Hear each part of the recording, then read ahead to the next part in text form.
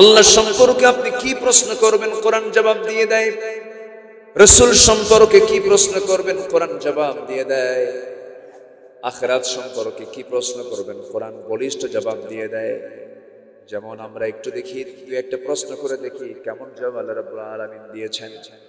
যেমন প্রথম প্রশ্ন আমরা করব, আল্লাহ এই যে বিশাল আকাশ, বিস্তৃত জমিন, এই জমিন, এই বিশাল আকাশ কে সৃষ্টি করেছে? আল্লাহ রাব্বুল আলামিন বলেন, আল্লাহু খালিকু কুল্লি শাইইন ওয়া হুয়া আলা কুল্লি শাইইন কাদির। জোরে বলুন আল্লাহু আকবার। আল্লাহ রাব্বুল আলামিন বলেন, এই জমিনে, এই দুনিয়াতে যা কিছু সৃষ্টি করা হয়েছে সব তিনি সৃষ্টি করেছেন। যদি প্রশ্ন করেন কোরআন বলো তো মানুষকে কেন সৃষ্টি করা হয়েছে, কি জন্য সৃষ্টি করা হয়েছে? সবার কমন আয়াত, মুখের আয়াত, ঠোঁটের আয়াত, সময়ের সঙ্গে ঠোঁট মিলিয়ে বলুন, ওয়ামা খালাকাতুল জিন্না ওয়াল ইনসা ইল্লা লিয়াবুদুন। জোরে বলুন আল্লাহু আকবার। নাম্বার 3, জীবন মৃত্যু কেন সৃষ্টি করা হয়েছে? জীবনটা কেন দিলেন, মৃত্যু কেন দিলেন? আল্লাহ রাব্বুল আলামিন বলেন, হুয়াল্লাযী খালাকাল মাউতা ওয়াল হায়াতা লিয়াবলুয়াকুম আইয়ুকুম আহসানু আমালান ওয়া হুয়াল আজিজুল গফুর। জোরে বলুন আল্লাহু আকবার। জীবন মৃত্যু দেওয়ার লক্ষ্য হলো যেন তিনি বুঝিয়ে নিতে পারেন তোমাদের মধ্যে কোন কোন বান্দাগুলো ভালো আমলগুলো করে যেতে পারে। ভালো আমলের জন্য জীবন মৃত্যু তিনি সৃষ্টি করেছেন। নাম্বার 4, আপনি যদি কোরআন থেকে প্রশ্ন করুন, কোরআন তোমার এই কথাগুলো, উপদেশগুলো কারা শুনতে পারে, কোন লোকেরা শুনতে পারে?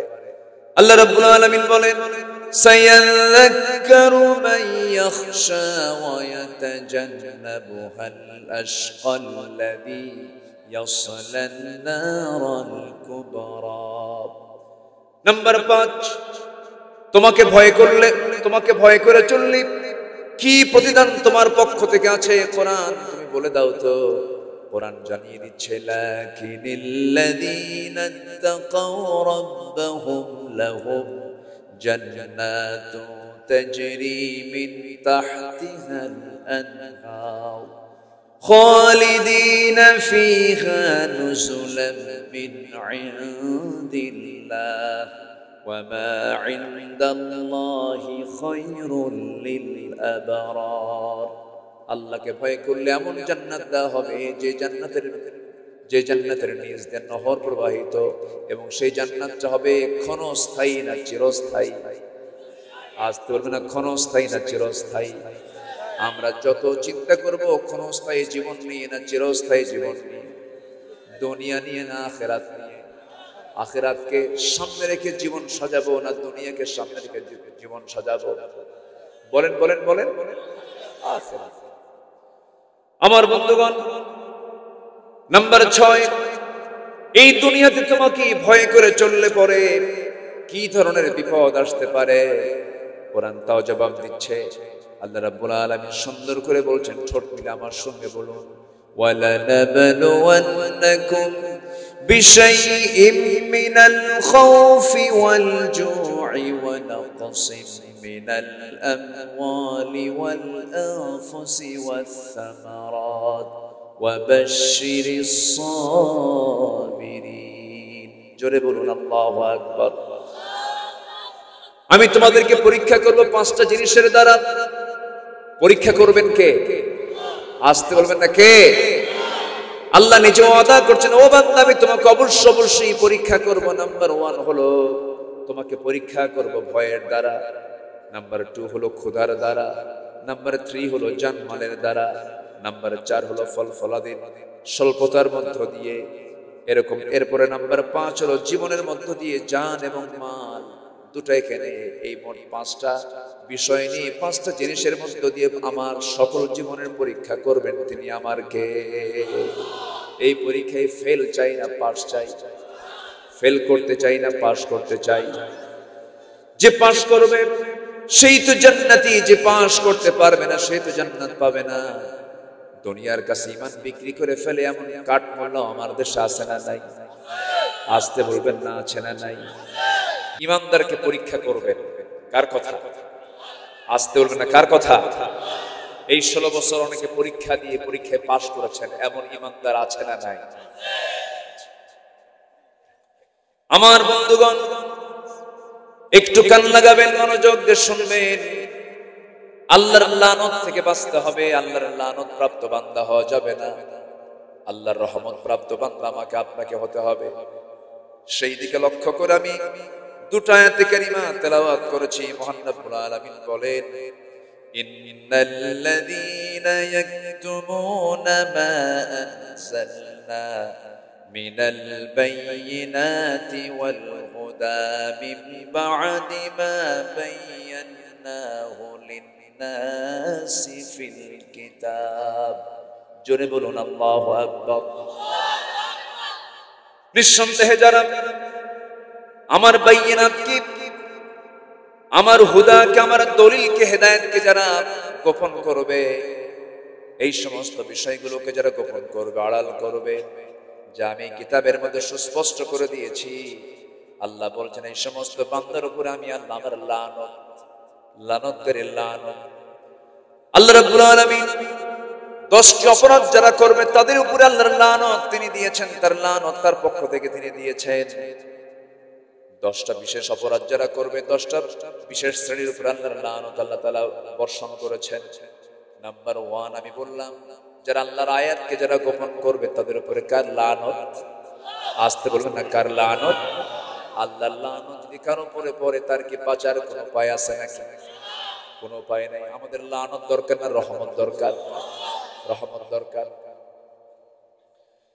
নাম্বার 2 হলো, জমিনে যারা বিপর্যয় সৃষ্টি করবে, আত্মীয়তার বন্ধন যারা নষ্ট করে ফেলবে, ছিন্ন যারা করবে, তাদের উপর আল্লাহর লানত। আল্লাহ রাব্বুল আলামিন সূরা মুহাম্মাদের 22 এবং 23 নম্বর আয়াতে বলছেন, ফাহাল আসাইতুম ইন তাওয়াল্লাইতুম আন তুফসিদু ফিল আরদি ওয়া তুকাত্তিউ আরহামাকুম। আল্লাহ রাব্বুল আলামিন ওই সমস্ত বান্দার উপরে লানতের ঘোষণা দিয়েছেন যে সমস্ত বান্দাগুলো জমিনে বিপর্যয় সৃষ্টি করবে এবং যারা রহিমকে, আত্মীয়তার বন্ধনকে যারা ছিন্ন করবে, লা ইয়াদখুলুল জান্নাতা কাতিউর রহিম। আল্লাহ বলছেন, উলাইকাল্লাযীনা লা'আনাহুমুল্লাহ ফাআসাম্মাহুম ওয়া আ'মা আবসারহুম। ওই সমস্ত বান্দার উপরে আল্লাহর লানত বর্ষিত হবে। এই জন্য আমরা জমিনে ফাসাদ সৃষ্টি করব, এমন আচরণ যদি আমার দ্বারা যদি প্রমাণিত হয়ে যায়, আমার উপরে লানত বর্ষণ করবেন তিনি কে? লানত কি এখন করে নাই?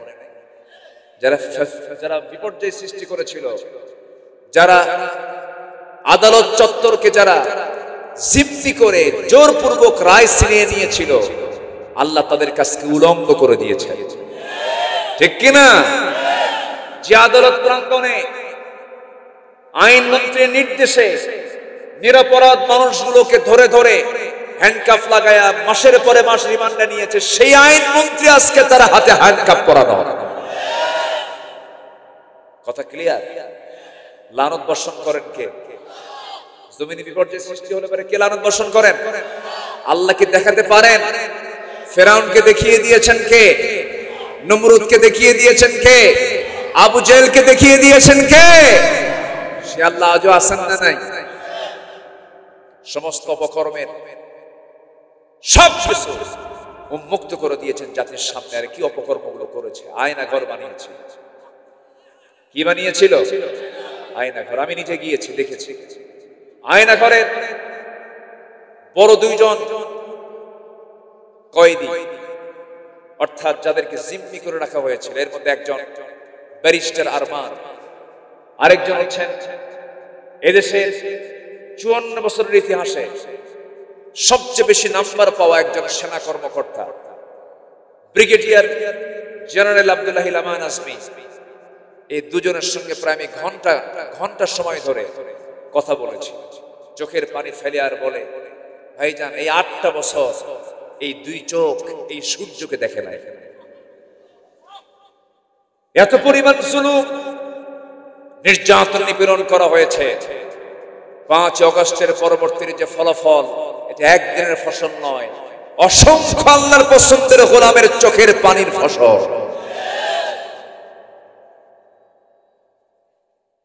গত বছরের 14 আগস্ট হার্টের রোগী বানায়া আল্লামা সাইদিকে যখন জেলখানা থেকে বের করে যখন হসপিটাল ঢুকানো হচ্ছিল, তিনি কি কেঁদেছিলেন না হেসেছিলেন?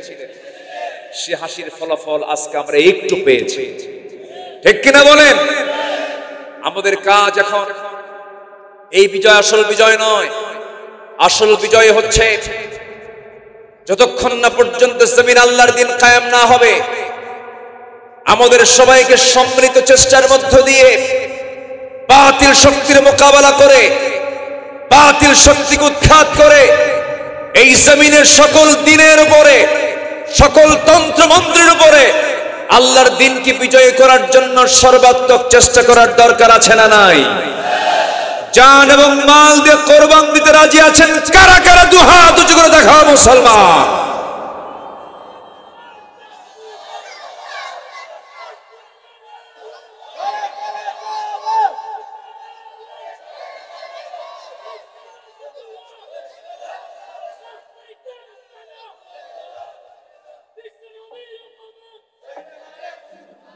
আল্লাহ কবুল করুন, জোরে বলে আমিন। মাইক আজান করুন।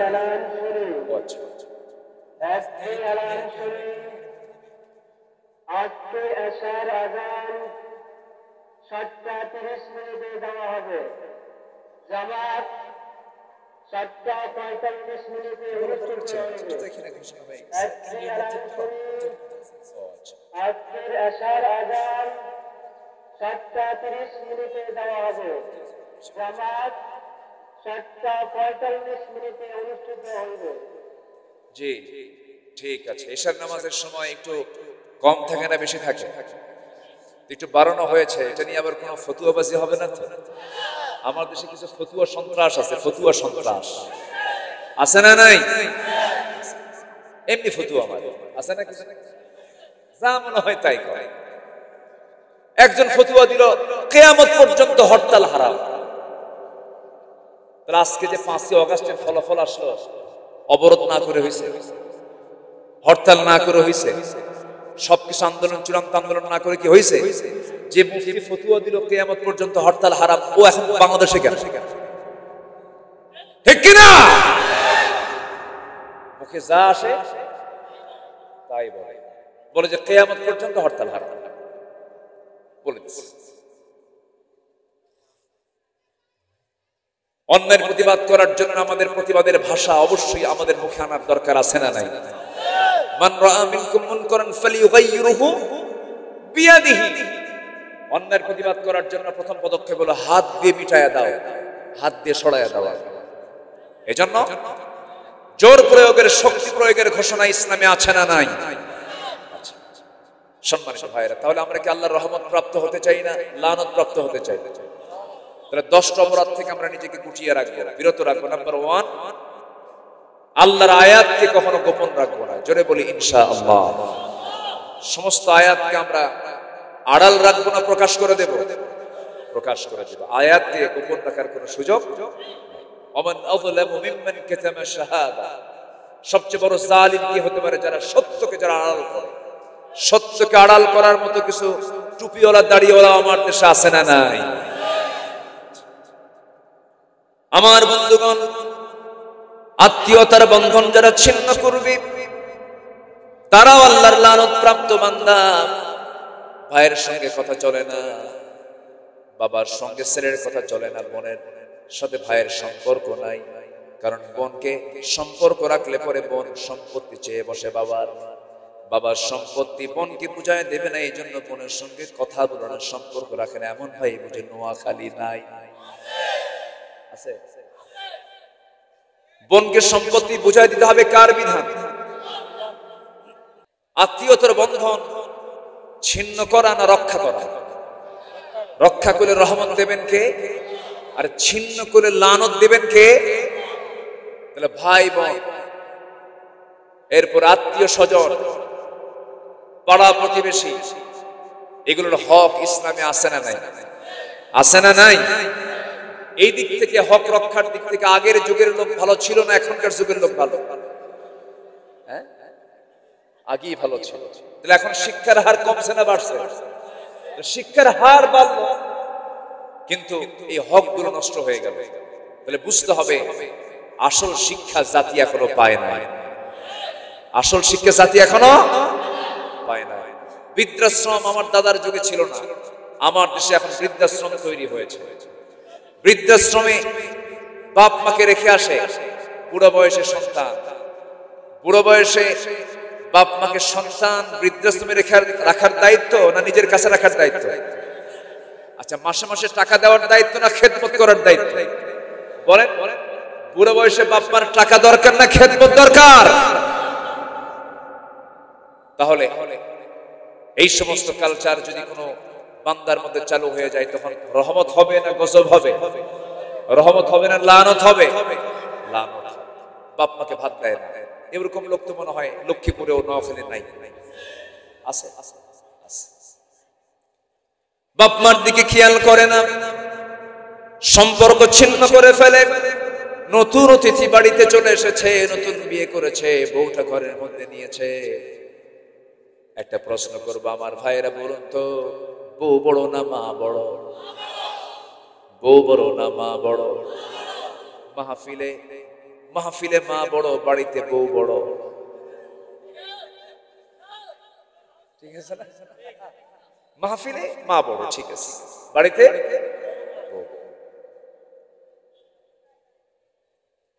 নতুন বিয়ে হয়ে গেল,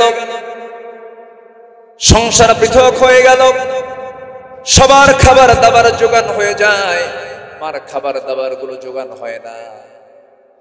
মায়ের দিকে খেয়াল করে না, মা বুড়ো হয়ে গেছেন, চোখে কম দেখেন, 70 বছর বয়সে রান্না বান্না করে। গত বছর এরকম একটা মঞ্চে আমার কাছে ভাঙ্গা ভাঙ্গা হাতের লেখায় এক বুড়িমা আমাকে চিঠি লিখে বলছেন, হুজুর আমার 4টা ছেলে 2টা মেয়ে, 2টা মেয়েকে বিয়ে দিয়েছি, 4টা ছেলে আমার, তাদেরও বিয়ে হয়ে গেছে, তাদের ঘরগুলো আমার ঘরের আশেপাশেই সব কাছাকাছি ঘর, কিন্তু হুজুর আমার জন্য আপনি দোয়া করবেন, আমার এই 70-72 বছর বয়সে আমাকে নিজের রান্না নিজেই করতে হয়। তুমি কেমন সন্তান হলে? 72 বছর বয়স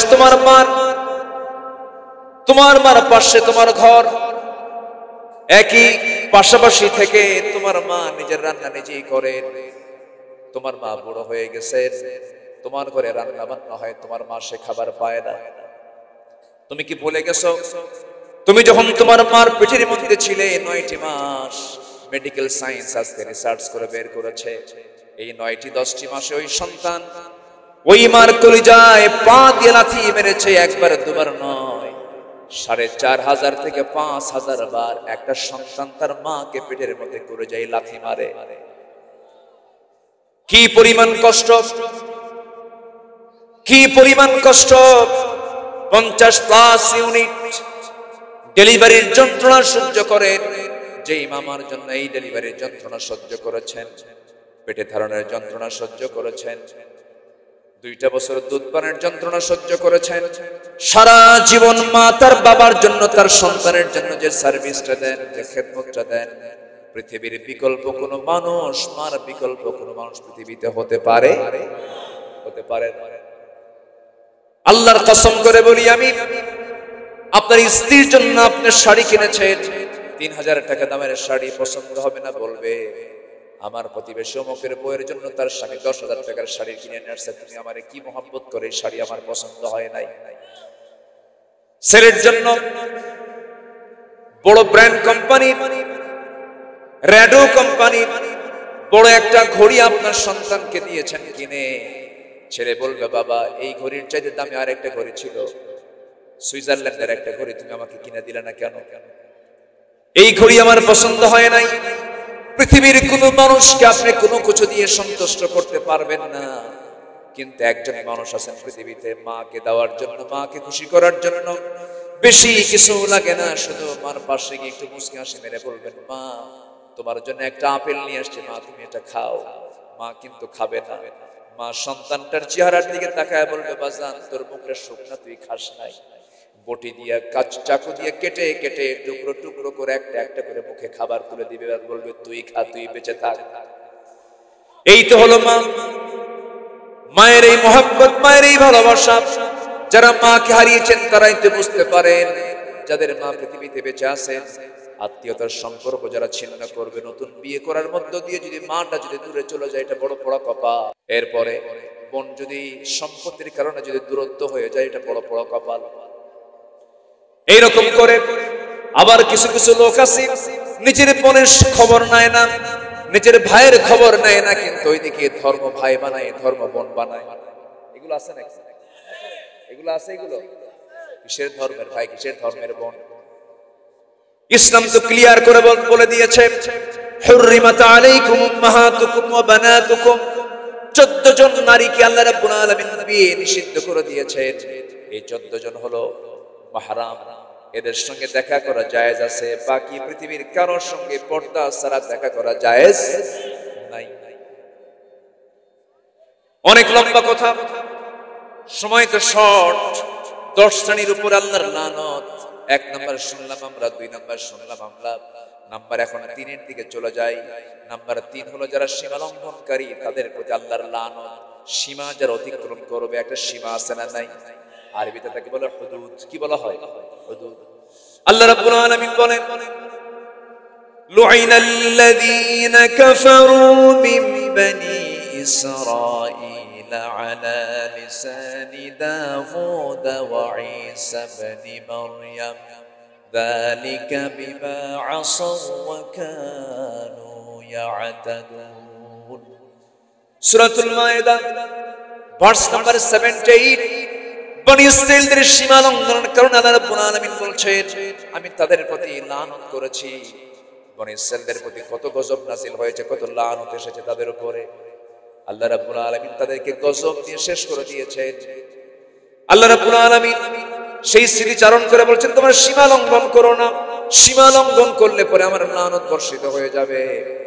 নাম্বার 4 হলো ওই সমস্ত বান্দার উপর আমার লানত। আল্লাহ বলছেন, من يقتل مؤمنا متعمدا فجزاؤه جهنم خالدا فيها وغضب الله عليه ولعنه وعد له عذابا مهينا। জোরে বলুন আল্লাহু আকবার। ওই সমস্ত বান্দার উপর আল্লাহর লানত। সূরা নিসা 93 নম্বর আয়াত আল্লাহ রাব্বুল আলামিন বলছেন, যারা কোন মুমিনকে বিনা কারণে, বিনা ওজরে যারা হত্যা করবে, তাদের উপরে কার গজব? আসতে বলবেন না, তার গজব। শুধু গজব নয়, লানত। লানত এবং গজব দুটোই আল্লাহ পাক নাযিল করবেন এবং বলছেন তাদের জন্য প্রস্তুত করা হয়েছে যন্ত্রণাদায়ক জাহান্নামের আগুন। মানুষ হত্যা বড় অপরাধ। কোন মুমিনকে হত্যা করা মানে গোটা পৃথিবীর মানুষকে হত্যা করা। একটা মানুষকে মেরে ফেলা মানে গোটা পৃথিবীর মানুষকে মেরে ফেলে দেওয়া। বিগত 16 বছর আমরা যা দেখেছি, মানুষ মারাটা কঠিন ছিল না, সহজ ছিল? সহজ ছিল, সস্তা বিষয়। যাকে পাই তাকে ধরে গুম করে দেয়। এমনটা কেন হবে? এমনটা তো হওয়ার কথা ছিল না। নিজের ক্ষমতাকে পাকাপোক্ত করার জন্য যারা মানুষ হত্যা করে, তারা সবগুলো হলো ফেরাউনদের প্রেতাত্মা। কার প্রেতাত্মা? কারণ ফেরাউন কি করেছিল? ইযাবিহুনা আবনাআকুম ওয়া ইস্তাহয়ুনা নিসাআকুম। ছেলের সন্তানগুলোকে জবাই করেছিল ক্ষমতাকে পাকাপোক্ত করার জন্য, মুসার জন্ম ঠেকানোর জন্য। এই পৃথিবীতে প্রথম হত্যার রাজনীতি চালু করেছে, রাষ্ট্রীয় হত্যার রাজনীতি চালু করেছে ফেরাউন আগে। এখনো যারা দুনিয়ার মুখে যারা হত্যার মধ্য দিয়ে রাজনীতি সম্পন্ন করতে চায়, তারা সবগুলো ফেরাউনদের নাতিপুতি। ঠিক কিনা? তারা সবগুলো কার নাতিপুতি? ফেরাউনদের নাতি। লানত করবে আল্লাহর কয় শ্রেণীর উপরে? বলেন কয় শ্রেণীর উপরে? 10 শ্রেণী। আমি এ পর্যন্ত 5 শ্রেণী বলেছি, আর 5টা শ্রেণী বলেই মূল আলোচনার পর্ব আমি শেষ করে কিছু কথা আছে অন্যদিকে চলে যাব।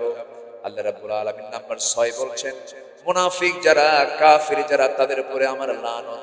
আল্লাহ রাব্বুল আলামিন বলেন, ওয়া'আদাল্লাহুল মুনাফিকিনা ওয়াল মুনাফিকাত ওয়াল কুফফারা নার জাহান্নাম খালিদিনা ফিহা হিয়া হাসবুহুম ওয়া লা'আনাহুমুল্লাহ ওয়া লাহুম আযাবুন মুকিম।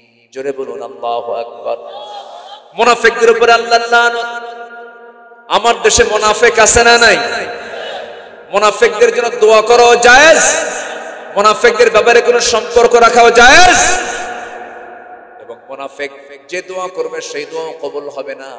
আবার মুনাফিকদের জন্য যে ব্যক্তি দোয়া করবে তার দোয়াও কবুল হবে না। আমার নবীর জীবদ্দশায় একজন মুনাফিক দুনিয়া থেকে বিদায় নিল, যে বদর ডিস্টার্ব করেছে, উহুদে ডিস্টার্ব করেছে। আমার নবীজি দিন প্রতিষ্ঠার মিশনকে প্রশ্নবিদ্ধ করেছে। মদিনার বনু নজির বনু কুরাইজের সঙ্গে সখ্যতা রেখে মক্কার কুরাইশদেরকে যুদ্ধে ঠেলিয়ে দিয়েছে, যার চক্রান্তে তার নাম হলো আব্দুল্লাহ ইবনে উবাই বিন সুলুল। এই মুনাফিক যখন দুনিয়া থেকে বিদায় নিল, নবীর কাছে সংবাদ চলে এলো। একজন ওই মুনাফিকের সন্তান সাহাবী ছিলেন, সেই সাহাবী এসে বলছেন, ইয়া রাসূলুল্লাহ, আমার বাপ মুনাফিক আমি জানি, আমার বাপ খারাপ মানুষ আমি জানি, কিন্তু আমার বাপ তো দুনিয়া থেকে বিদায় নিয়েছেন, আমি তার সন্তান, আমি আপনার কাছে একটা জিনিস চাইতে আসছে। কি হুজুর, দয়া করে আপনার গায়ের জুব্বা যদি দিতেন, আমার আব্বাকে কাফনের কাপড় হিসেবে পড়ায় দিতাম বরকত মনে করে।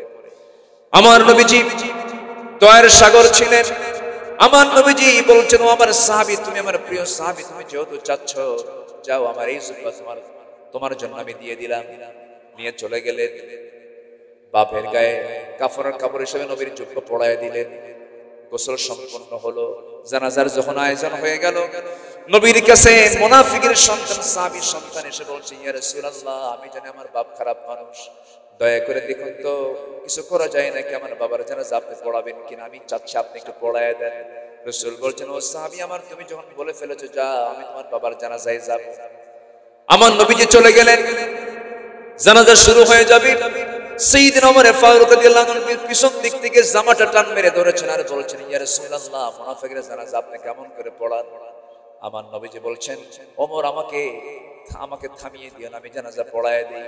রাসূল জানাজা পড়ায় দিলেন। নামাজ শেষ হওয়ার সঙ্গে সঙ্গে আয়াত নাযিল হলো, ইস্তাগফির লাহুম আও লা তাস্তাগফির লাহুম ইন তাস্তাগফির লাহুম 70 মাররাতান ফালান ইয়াগফিরাল্লাহু লাহুম। আপনি মাফ চান অথবা না চান, আপনি যদি 70 বারেরও বেশিবার ক্ষমা চান, এই মুনাফিকের ব্যাপারে আমি আল্লাহ, আপনি নবী হওয়ার পরও আপনার দোয়া আমি আল্লাহ কবুল করব না। মুনাফিকদের পক্ষে রাসূল দোয়া করলে রাসূলের মতো ব্যক্তির দোয়া কবুল করেন না। তিনি কে? সেই মুনাফিকদের সঙ্গে আমাদের কোনো সম্পর্ক রাখা যাবে? আসতে বলবেন না, যাবে? আমার দেশে মুনাফিক আছে না নাই? মুনাফিকদের উপর আল্লাহর রহমত না লানত? লানত। নাম্বার 7 হলো কুফরি যারা করবে, কাফের অবস্থায় যারা মৃত্যুবরণ করবে, তাদের উপরে লানত। ইন্নাল্লাযীনা কাফারু ওয়া মাতু ওয়া হুম কুফফার উলাইকা আলাইহিম লা'নাতুল্লাহ ওয়াল মালাইকাতি ওয়ান নাসি আজমাইন। জোরে বলুন আল্লাহু আকবার। নাম্বার 8 হলো যারা আল্লাহ রাসূলের শত্রু, যারা রাসূলকে যারা কষ্ট দেয়, আল্লাহকে যারা কষ্ট দেয়, রাসূলকে যারা গালিগালাজ করে, রাসূলকে নিয়ে যারা ব্যঙ্গোক্তি করে, এমন কুলাঙ্গার কিছু আমার দেশে আছে না নাই? এখন ওদের তালিকা করার সময় হয়েছে। ওদের তালিকা করার দরকার আছে না নাই? স্বাধীনতার পর থেকে নিয়ে আজ পর্যন্ত যে সমস্ত কুলাঙ্গাররা আল্লাহ রাসূল কোরআন ইসলাম নিয়ে যারা বাজে কথা বলেছে, ওদেরকে ধরা হোক, প্রকাশ্যে দিবালোকে হত্যা করে ওদের রক্ত মাংস হাড় হাড্ডি কুত্তা বিলাই দিয়ে খাওয়ানো দরকার। ইন্নাল্লাযীনা ইউযুনা আল্লাহ রাসূলাহু লা'নাহুমুল্লাহু ফিদ দুনিয়া ওয়াল আখিরা ওয়া আ'আদ্দা লাহুম আযাবান মুহিনা। নাম্বার 9, অঙ্গীকার যারা ভঙ্গ করে, আল্লাহর আয়াতের যারা অবমাননা করে, আল্লাহর লানত তাদের উপর। নাম্বার 10 হলো আল্লাহর সম্পর্কে যারা মিথ্যা রচনা করবে, এই সমস্ত জালিমদের উপর আল্লাহর লানত। আল্লাহর আয়াত নিয়ে মিথ্যা কথা বলে আসে না নাই? এদের উপর আল্লাহর রহমত না লানত? এই সমস্ত লানতের অপকর্ম থেকে আল্লাহ পাক আমাদেরকে হেফাজত করুন।